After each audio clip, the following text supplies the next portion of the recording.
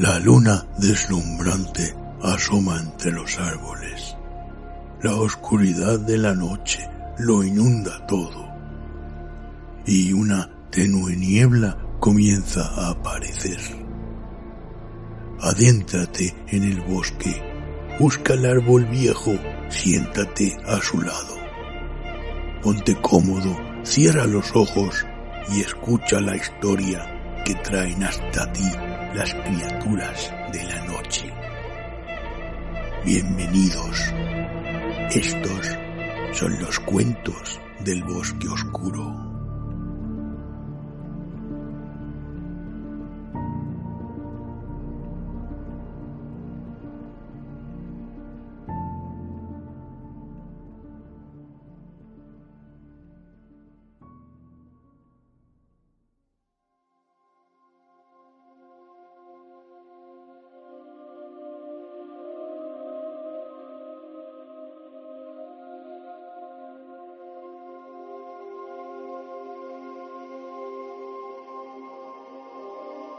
Vendrán las lluvias suaves, de Ray Bradbury.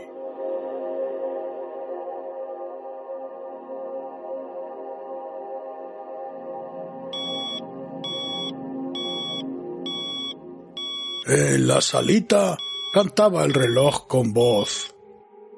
Tic-tac, las 7. Arriba, las 7. Tic-tac, las 7. Arriba, las 7. Como si temiera que nadie se levantara. Esa mañana la casa estaba vacía. El reloj continuó con su tic-tac, repitiendo y repitiendo sus sonidos en el vacío. Las 7:01, el desayuno. Las 7:01.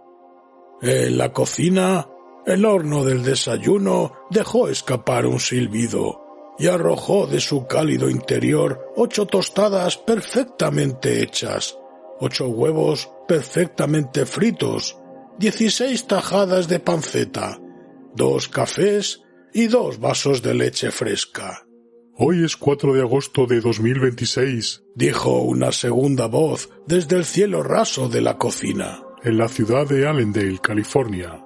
Repitió la fecha 3 veces para que todos la recordaran. Hoy es el cumpleaños del señor Featherstone. Hoy es el aniversario de casamiento de Tilita. Hay que pagar el seguro y también las cuentas de agua, gas y electricidad. En algún lugar dentro de las paredes, los transmisores cambiaban, las cintas de memoria se deslizaban bajo los ojos eléctricos. 8:01, tic-tac, 8:01, a la escuela, al trabajo, corran, corran, 8:01. Pero no se oyeron portazos, ni las suaves pisadas de las zapatillas sobre las alfombras. Afuera llovía. La caja meteorológica en la puerta de entrada recitó suavemente. Lluvia, lluvia, gotas, impermeables para hoy. Y la lluvia caía sobre la casa vacía, despertando ecos. Afuera, la puerta del garaje se levantó, sonó un timbre y reveló el auto preparado. Después de una larga espera, la puerta volvió a bajar. A las 8:30 los huevos estaban secos y las tostadas duras como una piedra. Una pala de aluminio los llevó a la pileta, donde recibieron un chorro de agua caliente y cayeron en una garganta de metal que los digirió y los llevó hasta el distante mar. Los platos sucios cayeron en una lavadora caliente y salieron perfectamente secos. 9:15, hora de limpiar. De los reductos de la pared salieron diminutos ratones robots. Los pequeños animales de limpieza de goma y metal se escurrieron por las habitaciones. Golpeaban contra los sillones, giraban sobre sus soportes sacudiendo las alfombras, absorbiendo suavemente el polvo oculto. Luego, como misteriosos invasores, volvieron a desaparecer en sus reductos. Sus ojos eléctricos rosados se esfumaron. La casa estaba limpia. Las 10. Salió el sol después de la lluvia. La casa estaba sola en una ciudad de escombros y cenizas. Era la única casa que había quedado en pie. Durante la noche, la ciudad en ruinas producía un resplandor radiactivo que se veía desde kilómetros de distancia. Las 10:15. Los rociadores del jardín se convirtieron en fuentes doradas, llenando el aire suave de la mañana de ondas brillantes. El agua golpeaba contra los vidrios de las ventanas, corría por la pared del lado oeste, chamuscado, donde la casa se había quemado en forma pareja y había desaparecido la pintura blanca. Todo el lado occidental de la casa estaba negro, excepto en 5 lugares. Allí, la silueta pintada de un hombre cortando el césped. Allá, como en una fotografía, una mujer inclinada recogiendo flores. Un poco más adelante, sus imágenes quemadas en la madera, en un instante titánico, un niñito con las manos alzadas. Un poco más arriba, la imagen de una pelota arrojada, y frente a él, una niña, con las manos levantadas como para recibir esa pelota que nunca bajó. Quedaban las 5 zonas de pintura: el hombre, la mujer, los niños, la pelota. El resto era una delgada capa de carbón. El suave rociador llenó el jardín de luces que caían. Hasta ese día, cuánta reserva había guardado la casa. Con cuánto cuidado había preguntado «¿Quién anda?», «contraseña», y al no recibir respuesta de los zorros solitarios y los gatos que gemían, había cerrado sus ventanas y bajado las persianas con una preocupación de solterona por la autoprotección, casi lindante con la paranoia mecánica. La casa se estremecía con cada sonido. Si un gorrión rozaba una ventana, la persiana se levantaba de golpe. El pájaro sobresaltado huía. No, ni siquiera un pájaro debía tocar la casa. La casa era un altar con 10.000 asistentes, grandes y pequeños, que reparaban y atendían en grupos. Pero los dioses se habían marchado y el ritual de la religión continuaba, sin sentido, inútil. Las 12 del mediodía. Un perro aulló, temblando, en el pórtico de entrada. La puerta del frente reconoció la voz del perro y abrió. El perro, antes enorme y fornido, en ese momento flaco hasta los huesos y cubierto de llagas, entró en la casa y la recorrió dejando huellas de barro. Detrás de él se escurrían furiosos ratones, enojados por tener que recoger barro, alterados por el inconveniente. Porque ni un fragmento de hoja seca pasaba bajo la puerta sin que se abrieran de inmediato los paneles de las paredes y los ratones de limpieza de cobre saltaran rápidamente para hacer su tarea. El polvo, los pelos, los papeles eran capturados de inmediato por sus diminutas mandíbulas de acero y llevados a sus madrigueras.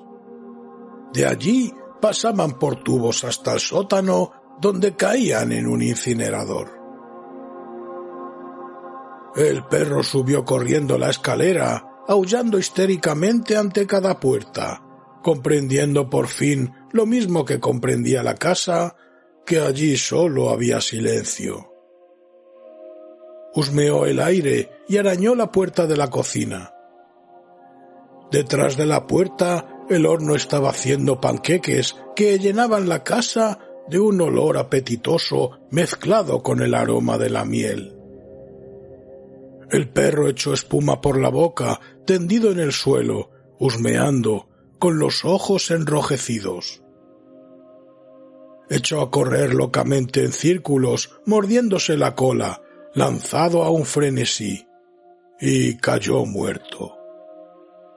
Estuvo 1 hora en la salita de estar. Las 2, Cantó una voz. Percibiendo delicadamente la descomposición, los regimientos de ratones salieron silenciosamente, como hojas grises en medio de un viento eléctrico. las 2:15, El perro había desaparecido. En el sótano, el incinerador resplandeció de pronto con un remolino de chispas que saltaron por la chimenea. las 2:35, De las paredes del patio brotaron mesas de bridge. Cayeron naipes sobre la felpa en una lluvia de picas, diamantes, tréboles y corazones. Apareció una exposición de martinis en la mesa de roble y saladitos. Se oía música. Pero las mesas estaban en silencio y nadie tocaba los naipes. A las 4, las mesas se plegaron como grandes mariposas y volvieron a entrar en los paneles de la pared. 4:30, Las paredes del cuarto de los niños brillaban. Aparecían formas de animales, jirafas amarillas, leones azules, antílopes rosados, panteras lilas que daban volteretas en una sustancia de cristal. Las paredes eran de vidrio. Se llenaban de color y fantasía. El rollo oculto de una película giraba silenciosamente y las paredes cobraban vida. El piso del cuarto parecía una pradera. Sobre ella corrían cucarachas de aluminio y grillos de hierro, y en el aire cálido y tranquilo las mariposas rojas de delicada textura aleteaban entre los fuertes aromas que dejaban los animales. Había un ruido como de una gran colmena amarilla de abejas dentro de un hueco oscuro, el ronroneo perezoso de un león. Y de pronto el ruido de las patas de un okapi y el murmullo de la fresca lluvia en la jungla, y el ruido de pezuñas en el pasto seco del verano. Luego las paredes se disolvían para transformarse en campos de pasto seco, kilómetros y kilómetros, bajo un interminable cielo caluroso. Los animales se retiraban a los matorrales y a los pozos de agua. Era la hora de los niños. las 5, La bañera se llenó de agua caliente y cristalina. las 6, las 7, las 8, La vajilla de la cena se colocó en su lugar, como por arte de magia, y en el estudio hubo un clic. En la mesa de metal frente a la chimenea, donde en ese momento chisporroteaban las llamas, saltó un cigarro, con 1 centímetro de ceniza gris en la punta, esperando. las 9, Las camas calentaron sus circuitos ocultos, porque las noches eran frías en esa zona. Las 9:05. Habló una voz desde el cielo raso del estudio. Señora Maclellan, ¿qué poema desea esta noche? La casa estaba en silencio. La voz dijo por fin: Ya que usted no expresa su preferencia, elegiré un poema al azar. Comenzó a oírse una suave música de fondo. Sarah Tisdale, según recuerdo, su favorito.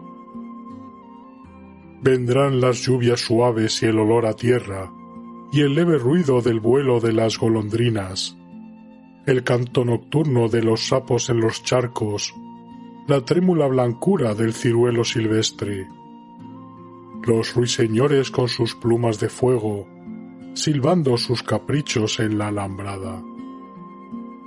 y ninguno sabrá si hay guerra, ni le importará el final cuando termine.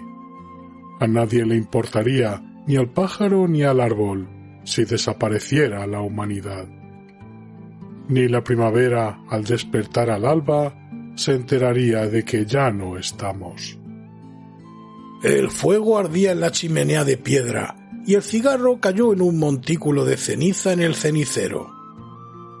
Los sillones vacíos se miraban entre las paredes silenciosas, y sonaba la música. A las 10, la casa comenzó a apagarse. Soplaba el viento. Una rama caída de un árbol golpeó contra la ventana en la cocina. Un frasco de solvente se hizo añicos sobre la cocina. La habitación ardió en un instante. ¡Fuego! Gritó una voz. Se encendieron las luces de la casa. Las bombas de agua de los cielos rasos comenzaron a funcionar.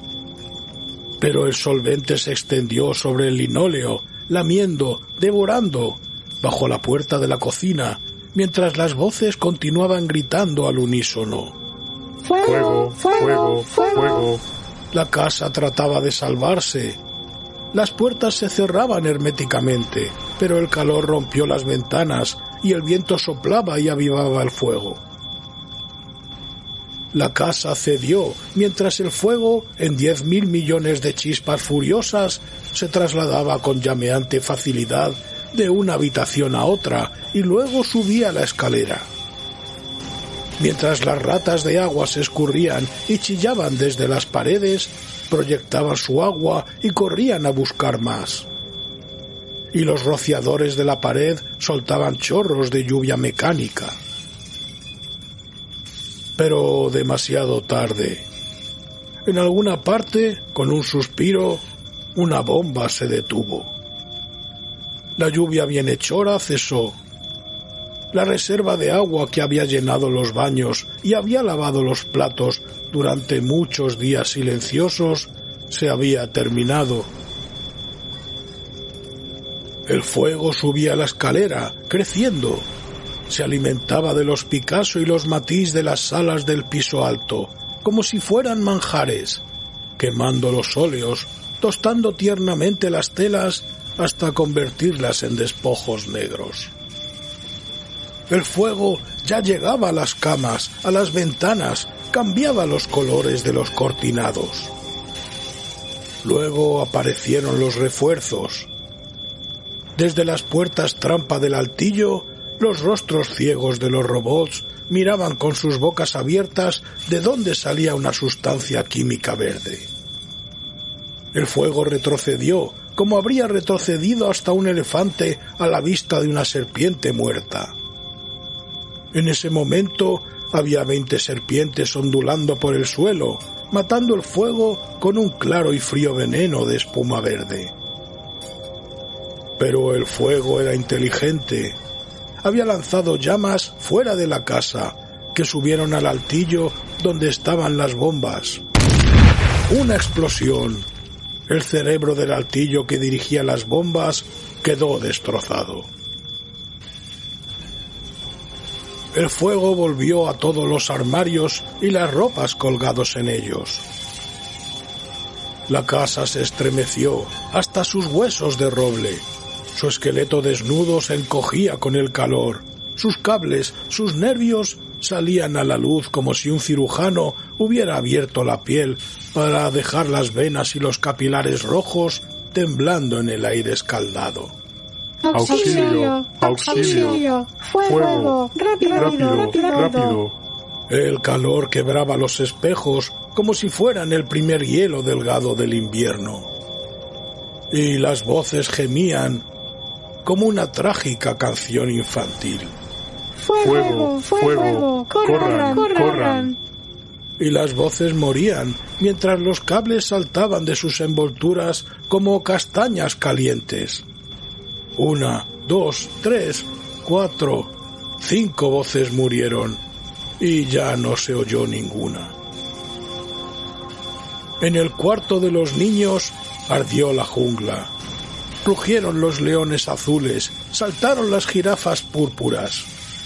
Las panteras corrían en círculos, cambiando de color, y 10 millones de animales, corriendo frente al fuego, se desvanecieron en un lejano río humeante. Murieron 10 voces más. En el último instante, bajo la avalancha de fuego, se oían otros coros indiferentes que anunciaban la hora, tocaban música, cortaban el pasto con una máquina a control remoto, o abrían y cerraban frenéticamente una sombrilla, cerraban y abrían la puerta del frente. Sucedían 1000 cosas, como en una relojería donde cada reloj da locamente la hora antes o después que otro. Era una escena de confusión maníaca, pero sin embargo una unidad. Cantos, gritos, los últimos ratones de la limpieza que se abalanzaban valientemente a llevarse las feas cenizas. Y una voz, con sublime indiferencia ante la situación, leía poemas en voz alta en el estudio en llamas, hasta que se quemaron todos los rollos de películas, hasta que todos los cables se achicharraron y saltaron los circuitos. El fuego hizo estallar la casa, que se derrumbó de golpe, en medio de olas de chispas y humo. En la cocina, un instante antes de la lluvia de fuego y madera, pudo verse al horno preparando el desayuno en escala psicopática, 10 docenas de huevos, 6 panes convertidos en tostadas, 20 docenas de tajadas de panceta, que, devorados por el fuego, ponían a funcionar nuevamente el horno, que silbaba histéricamente. La explosión, el altillo que caía sobre la cocina y la sala sobre el subsuelo sobre el segundo subsuelo.